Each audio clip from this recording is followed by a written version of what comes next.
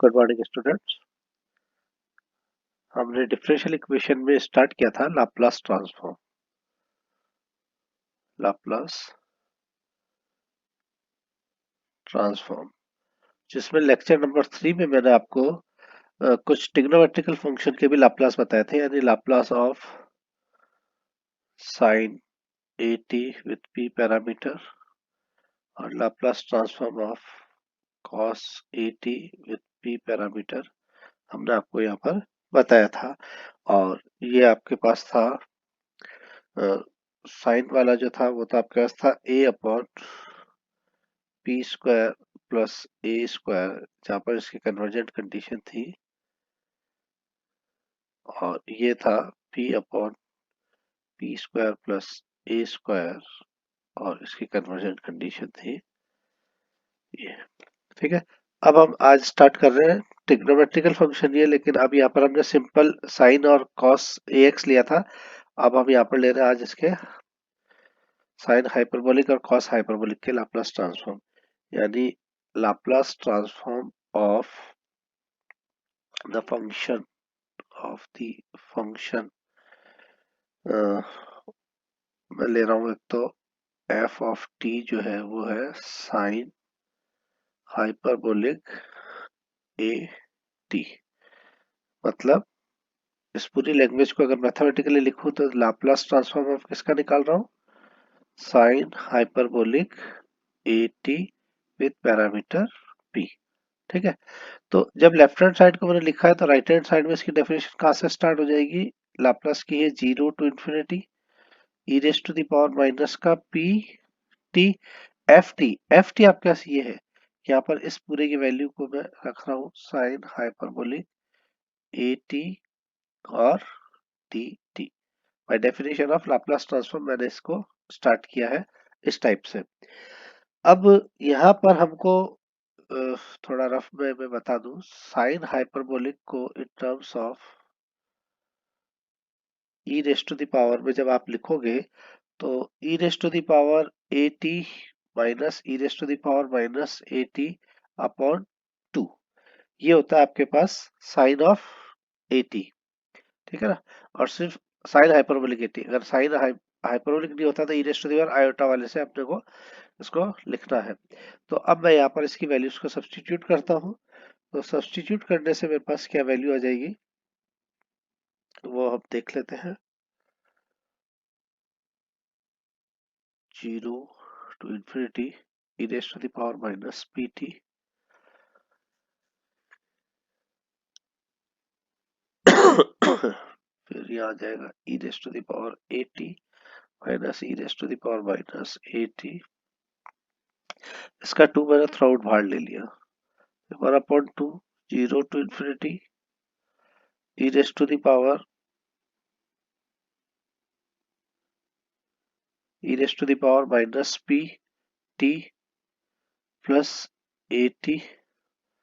एक इंटीग्रल तो ये टूट गया, दूसरा इंटीग्रल माइनस में आ जाएगा 0 to infinity E raise to the power minus P T और माइनस का ए टी और डी टी, माइनस का ए टी और डी टी। ठीक है, ये लिमिट है 0 टू इन्फिनिटी। अब हमारे पास देखिए ये दो इंटीग्रल आपके पास आ रहे हैं, तो यहां से आपके पास क्या वैल्यू आ रही है, दिस इज इक्वल टू 1/2। ये पहले वाले को जब हम सॉल्व करेंगे तो हमारे पास ये हो जाएगा 0 to infinity E raise to the power minus p, और इसको मैं लिख सकता हूँ माइनस ए टी टी टी। ठीक है, और दूसरे में माइनस ये, इसको मैं लिखूंगा माइनस का पी फिर प्लस का ए टी टी टी। ये दोनों डेफिनेशन बन रही है। हमने एक्सपोनेंशियल का आपको लाप्लास बताया था, तो उसके अकॉर्डिंग मैं इसको क्या लिख सकता हूँ, 1/2। पहले वाले की वैल्यू तो कितनी होगी, यहाँ पर पी है ना, तो पी माइनस ए माइनस या आपके पास पी क्या है, पी प्लस ए। ठीक है, अब यहाँ से इसको हम अगर पूरा सॉल्व करें तो क्रॉस मल्टीप्लाई कर दे तो मेरे पास वैल्यू कितनी आ जाएगी,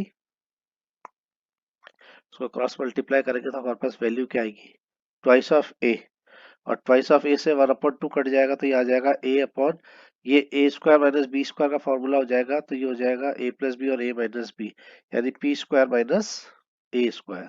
और इसके साथ जो कन्वर्जेंट कंडीशन होगी वो होगी पी जो है वो आपका मॉड ए, ये इसकी कन्वर्जेंट कंडीशन भी साथ में आपको लिखनी पड़ेगी। यानी अब मैं ये कह सकता हूँ this implies Laplace transform of, इसको पहले कर्ली ब्रैकेट को सही बनाइए, लाप्लास ट्रांसफॉर्म ऑफ किसका निकाला था मैंने, sine hyperbolic A T with P parameter is equal to a upon P square minus a square. और अब आप ये देखिए कि जब हमने सिंपल साइन का निकाला था इसमें फर्क क्या है, क्योंकि आपको वहाँ याद तो रखना ही पड़ेगा क्योंकि आपको वहाँ कंफ्यूज नहीं होना है। ये निकाला था तो मेरे पास ए तो ऊपर था ही, या मेरे पास पी स्क्वायर प्लस ए स्क्वायर था, ये ध्यान रखना। और यह कन्वर्जेंट कंडीशन आपके पास ये थी, ठीक है। चलिए इसी तरीके से हम अब निकालते हैं हमारे Laplace transform of, Laplace transform of the function cos hyperbolic at, that is Laplace transform of cos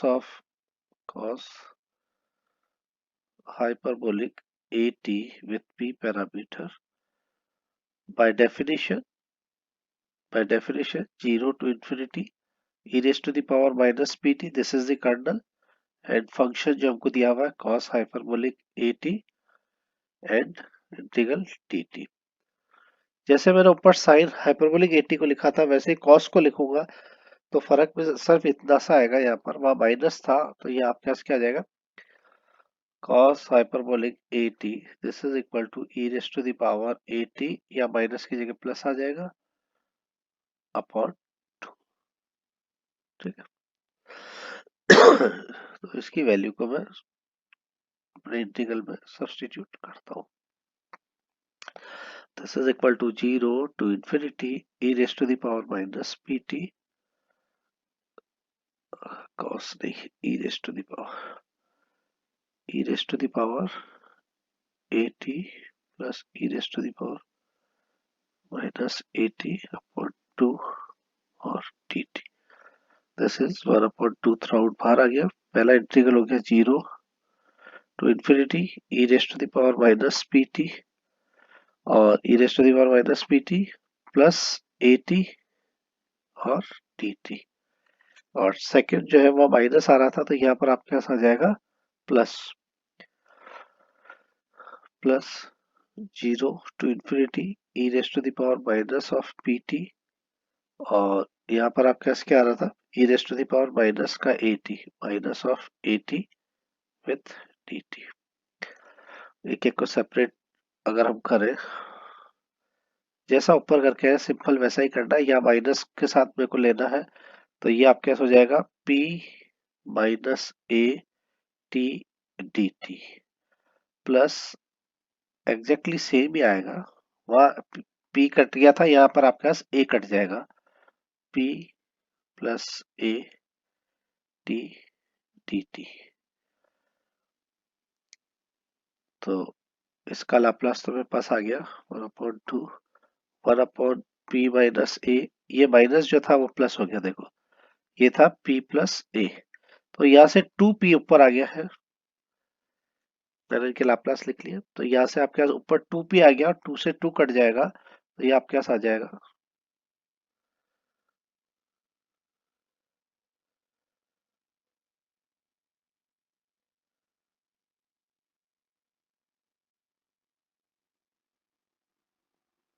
this is equal to 1/2 2p a square minus b square का फॉर्मूला वापस से लगा देते हैं, ये माइनस होगा, this is equal to p upon P square minus a square, p जो है वो मॉड ऑफ ए, ये आपके पास आएगा।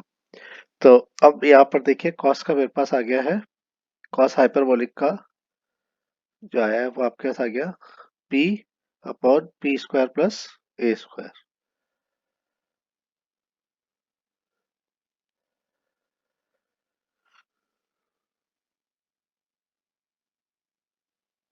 तो ये तो आपके पास दो अभी मैंने लाप्लास बताया है, ये दो लाप्लास आपके पास आ गए। अब मैं इसमें दो लाप्लास और ले रहा हूँ जिसमें मेरे पास एक्सपोनेंशियल भी है और ट्रिग्नोमेट्रिक फंक्शन भी है। यानी ये है Laplace transform of the function f of t आपको दिया हुआ है e raise to the power b x, e raise to the power b x, sorry b x नहीं b t sine of A T. ठीक है, मतलब that is Laplace transform of E raise to the power b t sine A T with parameter p, ये मुझे ज्ञात करना है।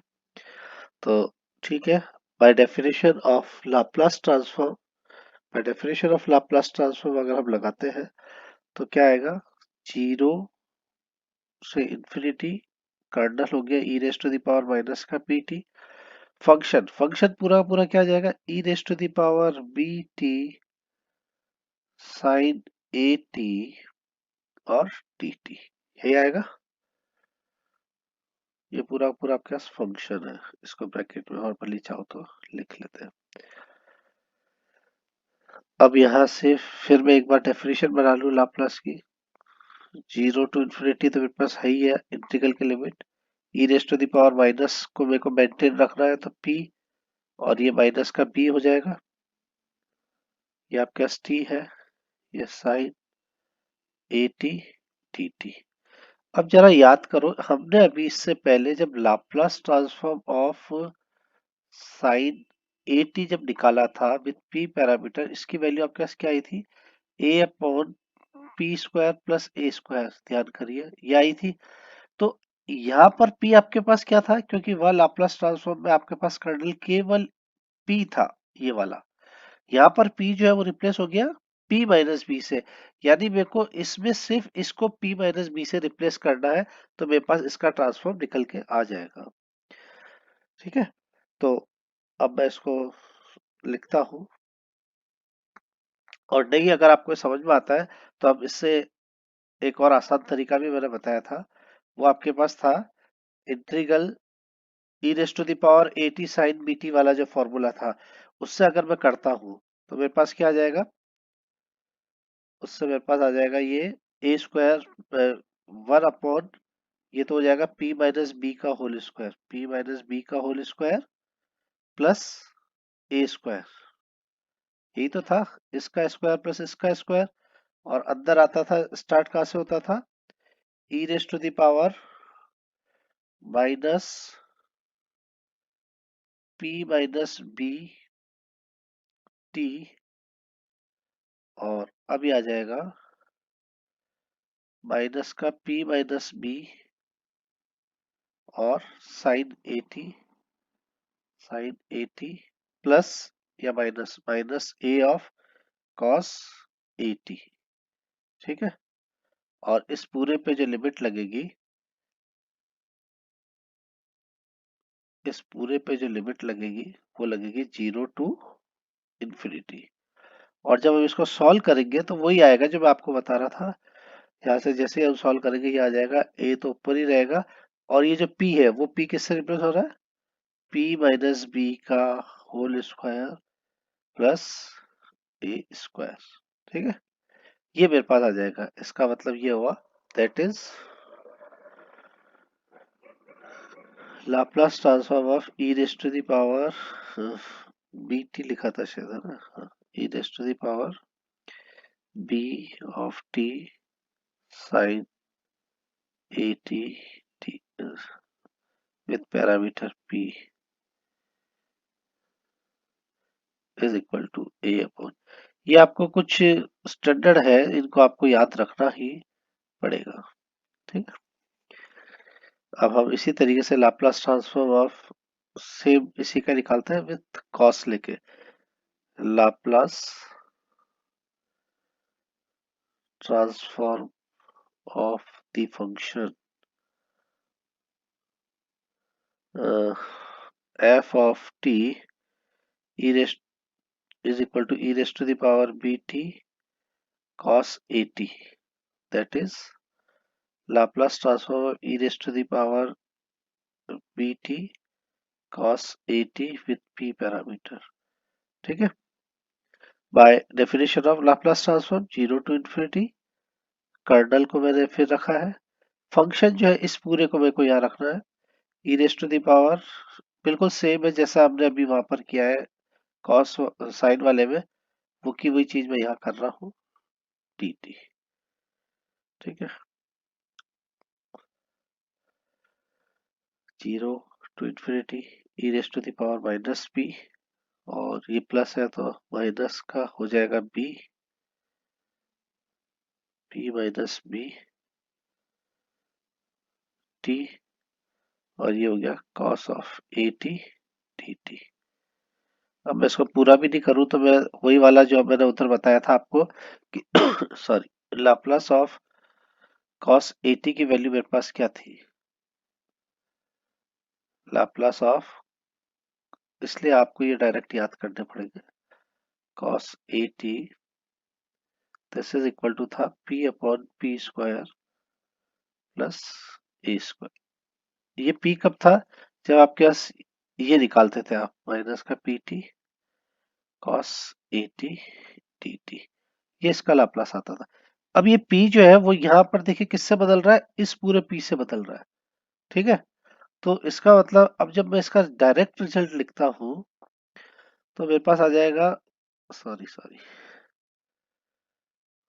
p, p यहाँ पर आपके पास क्या है, p जो है वो पूरा का पूरा बदल जाएगा किससे, p minus b, p minus b, ये तो आ गया ना p, ये देखो ये लाप्लास जो था ये p तो मेरे पास आ गया कहाँ पर, ये अपॉन p स्क्वायर, यानी p माइनस b का होल स्क्वायर प्लस a आपके पास सेम है cos ऑफ at, ये रहा at a स्क्वायर। ठीक है। तो ये आपके पास वैल्यू आएगी, यानी कि that is Laplace transform of e raise to the power bt cos of at with p parameter, this is equal to p minus b upon p minus b का whole square plus a square. This is the required solution और required result. ये ये कुछ standard आपको याद रखने हैं।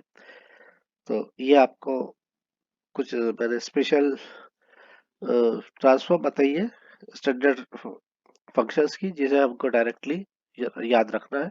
हमारे नेक्स्ट लेक्चर में अब हम इसकी कुछ प्रॉपर्टीज, लाप्लास की प्रॉपर्टीज के बारे में बात करेंगे। हमने अभी एक ही प्रॉपर्टी पढ़ी थी हमारे लेक्चर नंबर फर्स्ट में, जिसमें था लीनियरिटी प्रॉपर्टी, यानी कि रेखिकता के प्रगुण को कैसे यूज किया जाता है। अब हम हमारे नेक्स्ट लेक्चर में हम यूज करेंगे शिफ्टिंग और translation property, first shifting property और चेंज ऑफ स्केल प्रॉपर्टी, इसको हम यूज करेंगे। Thank you.